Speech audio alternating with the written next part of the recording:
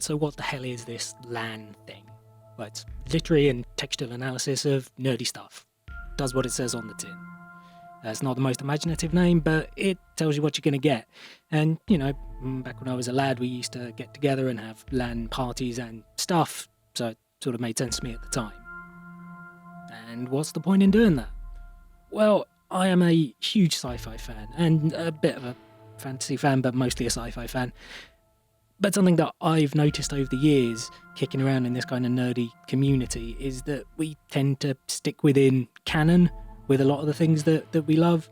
We tend to get into a lot of detail and a lot of sort of nerdy spreadsheety stuff, but we sit inside the fiction, like the whole work of canon, and we tend to just kind of accept it on its own terms.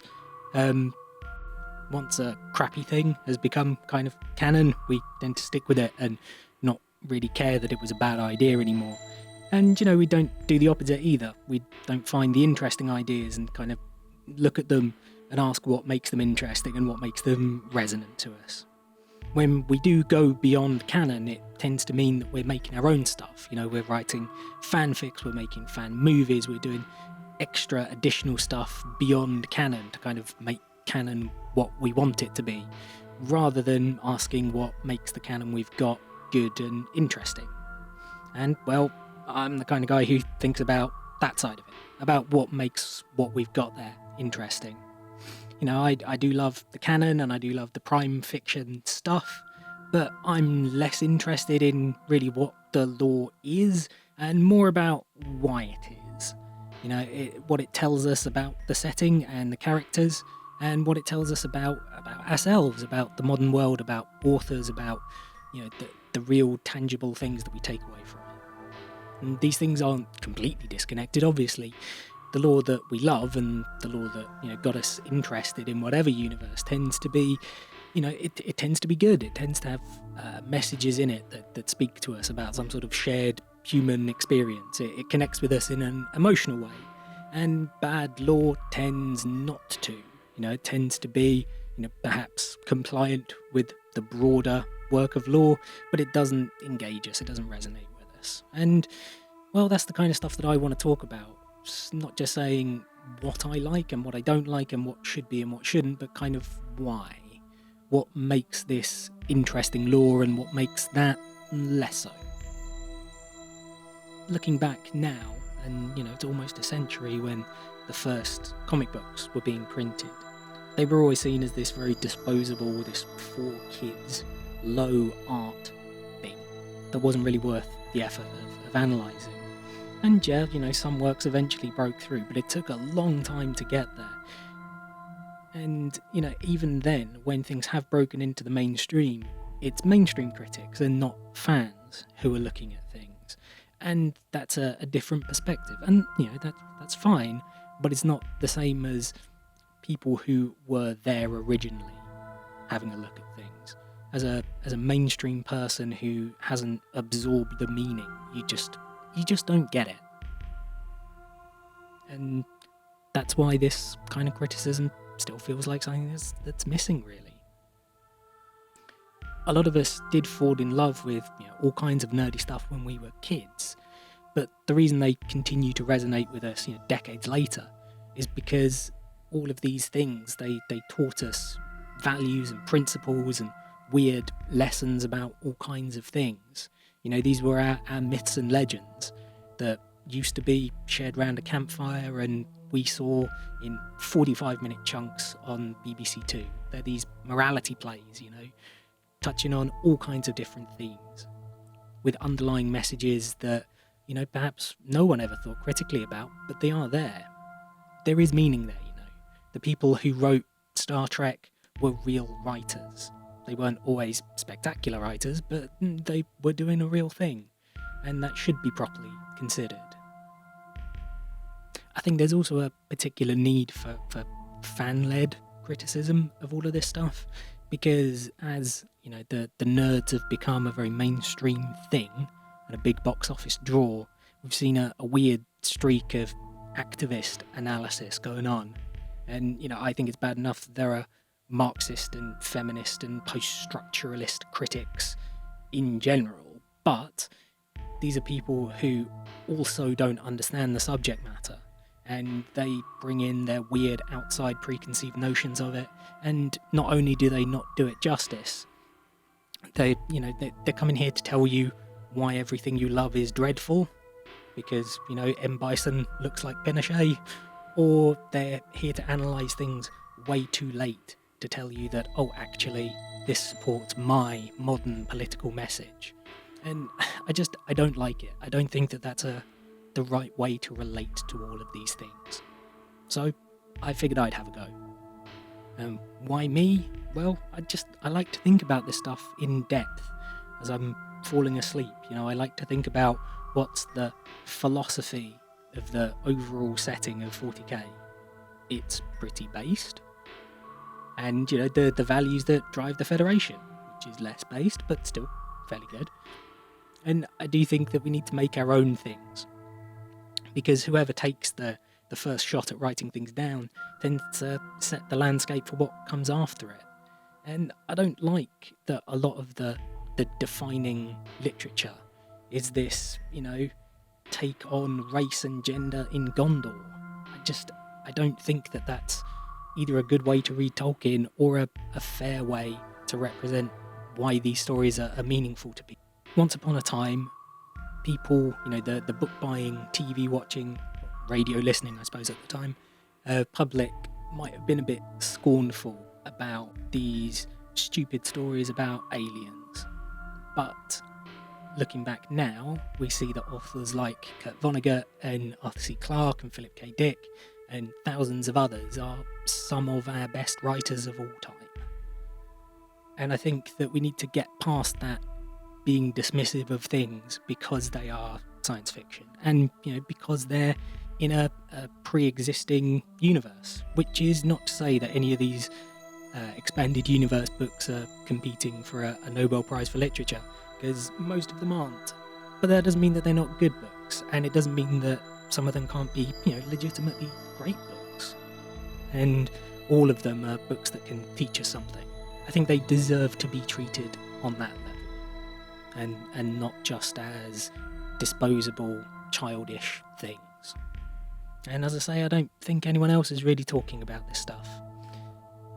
I have, on my wanderings, tried to find places to sort of sit and post essays and write threads and just, start discussions about it, but it's quite difficult to find places where people want to do that. And, that's fine. I don't have a problem with that.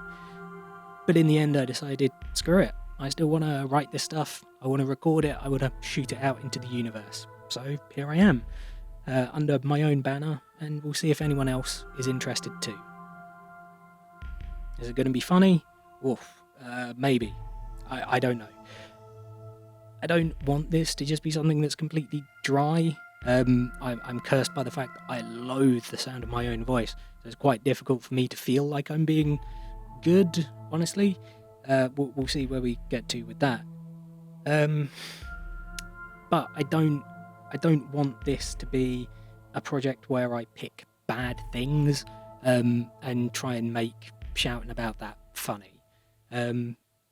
Although it is, it's terminally uncool and it's very last millennium, but I want to talk about earnestly enjoyed things taken at, if not face value, at least on a textual level at face value. Just things that I love for the things that they are. And I think that most of you are probably going to understand that to some degree. I will try to make it engaging as best as I can. So what are we talking about? Well, we're mostly going to be talking about books and TV shows. When I say books, I'm not talking about big famous authors, at least not at first.